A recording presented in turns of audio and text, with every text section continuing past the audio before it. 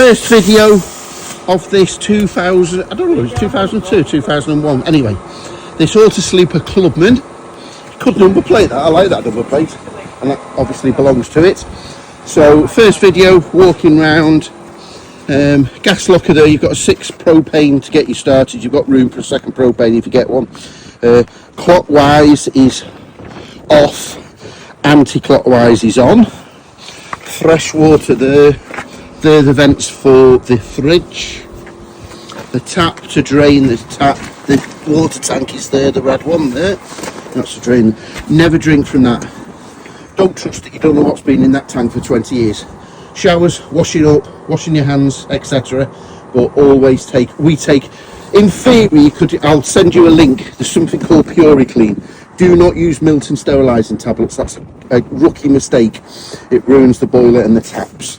So there's something called PuriClean. You could fill it in up with PuriClean, drive it around the block, let it settle for 24 hours, flush it through, redo it second time. In theory you could drink the water then after boiling. I just wouldn't trust your health on it. I never do. We take a 3 litre bottle of water and refill it up the tap for drinking water. Okay, carrying on the back, you've got the bike rack, you've got all the accessories. It's a 3 one as well, 1, 2, 3. So you've got all the clamps. You just push that clamp in there on that side and that'll release the ratchet strap. Okay, Thetford cassette toilet, undo, a little lever there, just press that down, pull this cassette out. Just to get the last little bit of air out of the system, you just press that yellow button there. You undo this, and this is a measuring device. So just what we like to do is nearly fill it to there with blue. So blue, the Caravans rhyme, blue for the loo, pink for the stink. So pink is the flush water. Now I've got you some started. Let's see if it's got, oh yes it has. It's got room under there for 4 little bottles of blue and pink. You can get the little bottles on your travels. But to get you started, I've got plenty of pink and blue. So I've included you a bottle of blue and a bottle of pink. So that's the cassette toilet. Incidentally, if you press that and it doesn't come out, that means the trapdoor is not quite closed on the inside. So that goes for anything with a motorhome. If anything doesn't work or click, stop, have a think about it, text me. There'll always be a reason. So if this is locked in place, the trapdoor, the flap inside the centre of the toilet is not quite closed. So it needs to be fully closed so you don't see nothing. That'll pull out. We've got the mains hookup. That'll click into place and provide a waterproof. And it's all been checked over. To release it, it clicks into place secure. To release it, you press that blue button and that will pull it out. And obviously when you're putting it in, you just click it into place. It's got the winter cover there for heating the hot water. Just pull that off there. It's a bit tricky holding the camera. No, I'm not going to break it. Ah, there we go. There we go. And that's to heat the hot water on gas. And I'll show you inside where the buttons are. And the last owners left you a warning triangle, levelling ramps, and a lovely mains hookup lead to go on there. Levelling ramps, the only time it's critical is the fridge, the gas. It's like your fridge at home, it wants to settle. So that's the only thing that won't operate fully perfect if it's not on a level, is your fridge. Okay, next video. Okay, next video. Yeah, everything's straightforward. The last one's left your security device. I assume that it goes around the clutch and the brake pedal. Bonnet pull there. One incidental thing, the service book's been stamped because you had the full service. Habitation certificate is there. The MOT certificate is there. Piles and piles of paperwork. Last year, the only weak common thing that's expensive on these, I can't even pronounce the word. There's a word for it and I'm not going to attempt to word it. There's 2 types of gearboxes and clutches on these. One has the clutch cylinder inside the gearbox and one has it on outside. Sure enough, they had it on the inside and it went. So last year it was done at a cost of £1,000, and obviously while they had the gearbox out, they put a full new clutch in, so you don't need to worry about that for a long time. Also, it had the timing belt not many miles ago, I think 5,000 miles ago, 2 years ago. So hopefully That blue cap is the only one you'll be attending to, is the windscreen washer. As I say, all the oil and filters have been done, and there's the expansion tank in between the minimum and maximum, and it goes well, this. Now, the last owner said he's had I cannot tell any difference, so you may want to just forget about it. Some sort of box that gives it another couple of horsepower going up a hill. Perhaps he was doing the Scotland Isles, I don't know. I can't tell any difference. There's an instruction pamphlet in the glove box about it, and when you're driving up a hill, apparently you just press that button, it lights up, and it's supposed to give it a couple more horsepower. Why, I just do not know. This is the 2.5 TDI, and it pulls like a train. It's a famous engine that was fitted in all the Audi A roads, and they even fit this in boats all the way around the world. This engine, as long as the timing belt's changed, it's quite indestructible. Standard 5-speed gearbox, everything straightforward. She does like the heat, but I've checked it at sub-zero temperature. Let's see if I can put my hands on a set of keys. You've got 2 keys, so from cold, we're just waiting for the coil light there to go out, and then she'll start.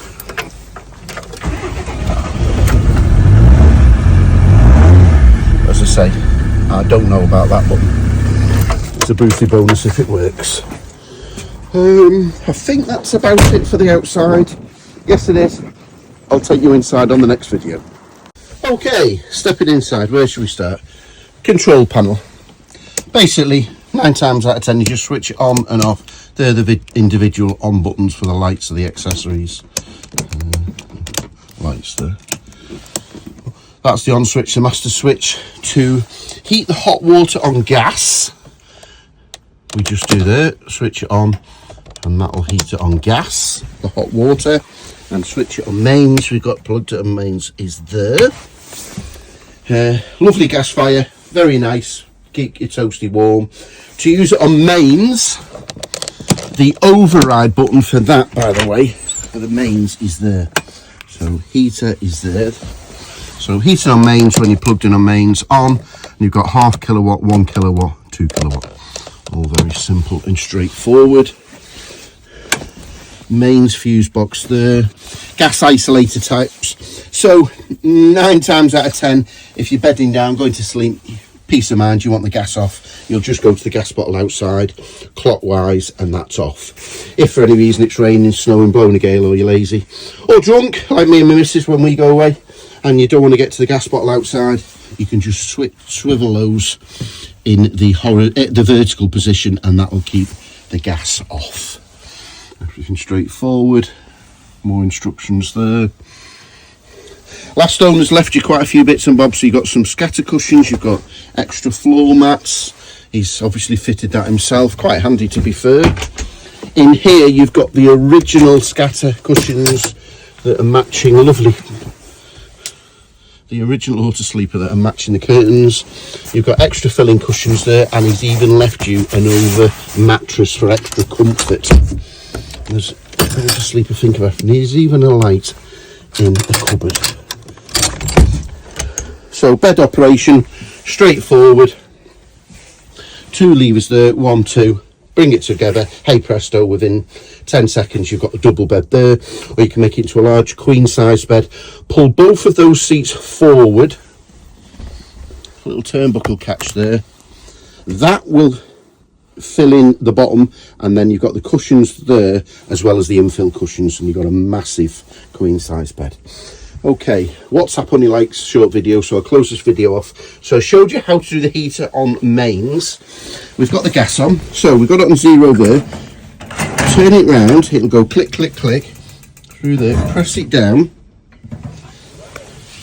and it's lit the pilot light. Now this goes with anything gas. You want to hold that in for 3, 4, 5 seconds. That's purging any air out of the system, particularly if it's been switched off for a while. So we've held it down, let go, we've got a little whoosh. There you go, there's the whoosh, and that'll be nice toasty warm, and that'll hold the flame.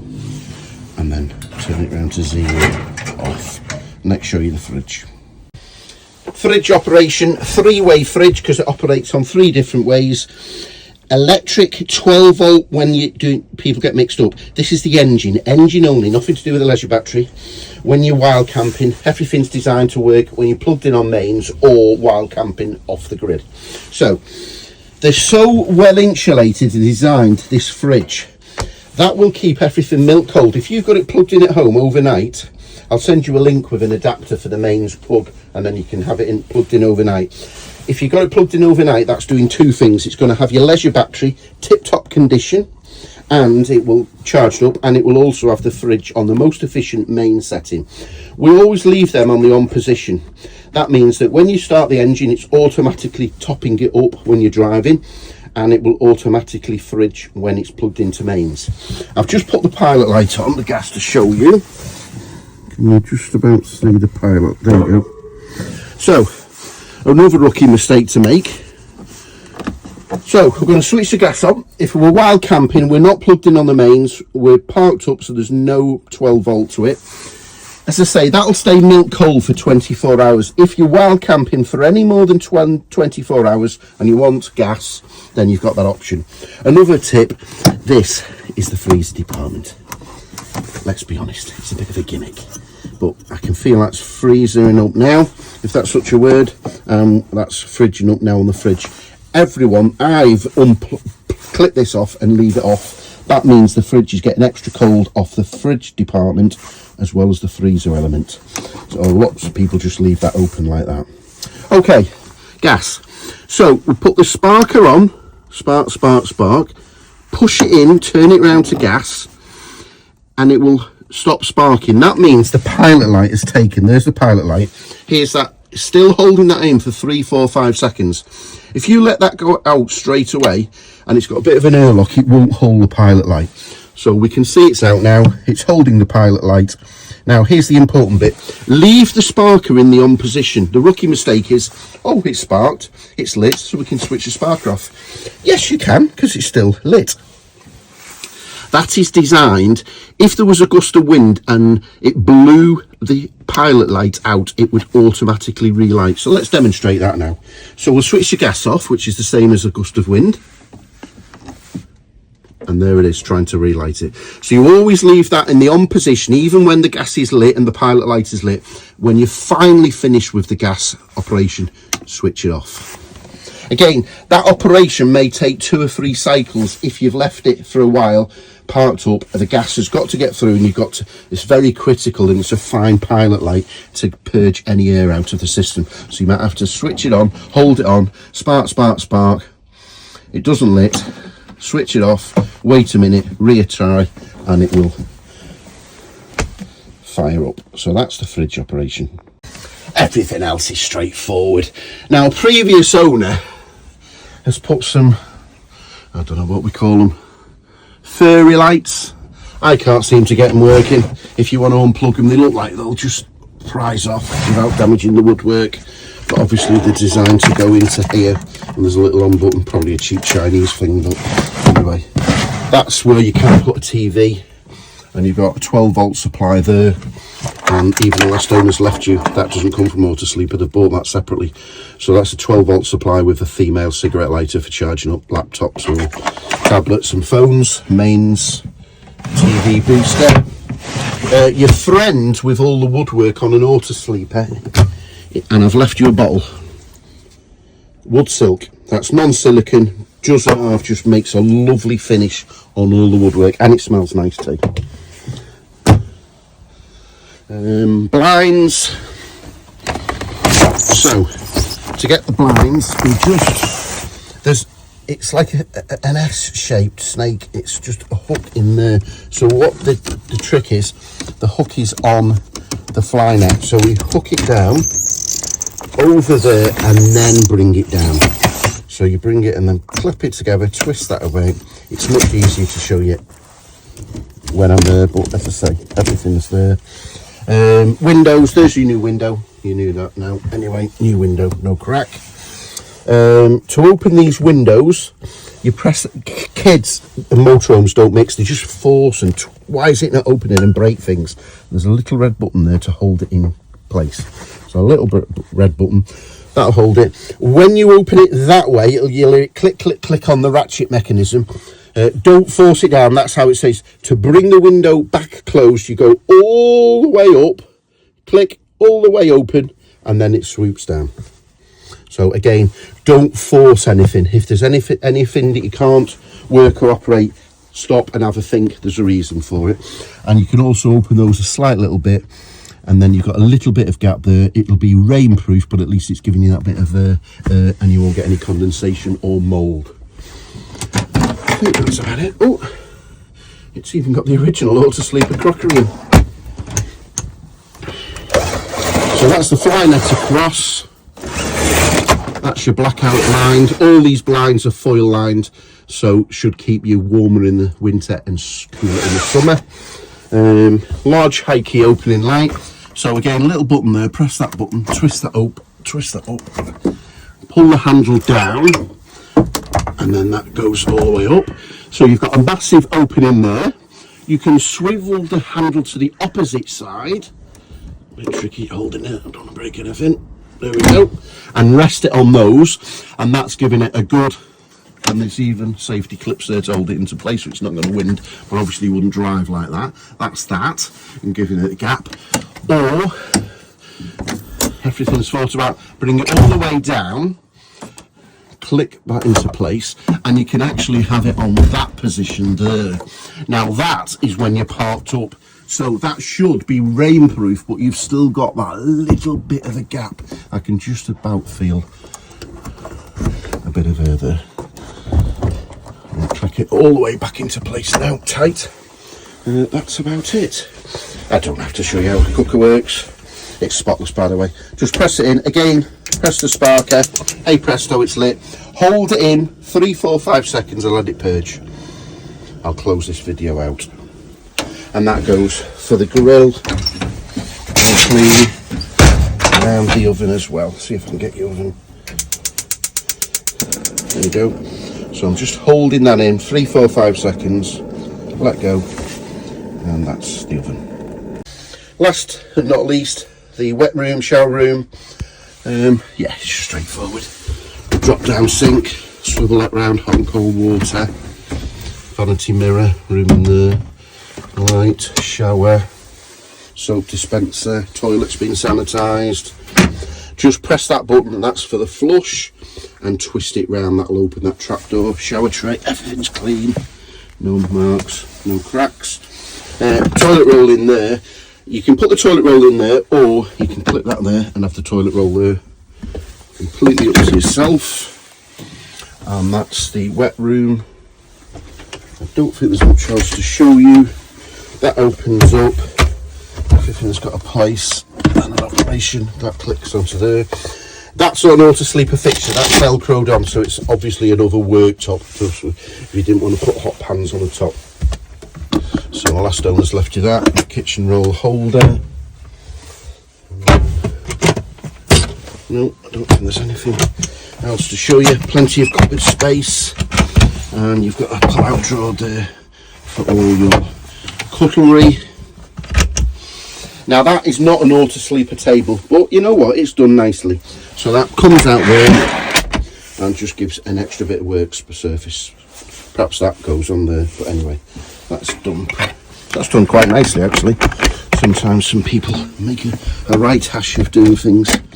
Right, just see if I can fathom it out. Just press it at that side and that clicks down there. And there's the crank handle for the awning. Yeah, just on the inner edge, a very tiny. So these blinds, they click fit. So you just push it away from you. Just push it away and then it'll slide up. So just a little bit, there's a little, it's hard to see, but a little bit of a rip, if I'm just sliding it out now, on the inner edge with some sellotape screens just put on there. But it's holding in place as it should do. So we just put that onto there, put that onto there, and as you can see, perfect. There's nothing wrong with that. Just a tiny little bit on the edge. I think we'll agree, even the Habitation man's happy with it. We've been super critical for a 22-year-old vehicle. Happy days. Okay, yeah, that's fine. I'll see you Friday morning.